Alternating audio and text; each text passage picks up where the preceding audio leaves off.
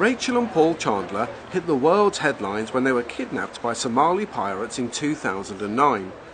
They recently wrote a book about their experiences and were at the PSP Southampton Boat Show to sign copies. We've always been bloggers and we knew that people would be interested in our story.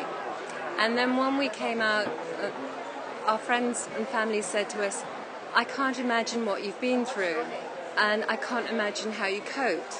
So the book has been very much a process of explaining that. And what we try to do is to write it exactly as it happened at the time, without hindsight.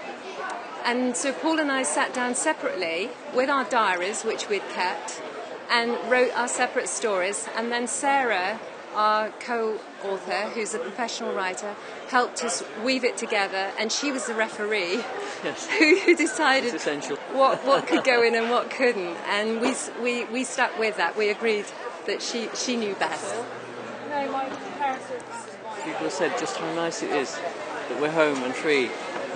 And sailors and non-sailors alike, they see our sense of adventure and it's vicarious enjoyment. It's what they want to do. Some of them will do it when they get older, we hope.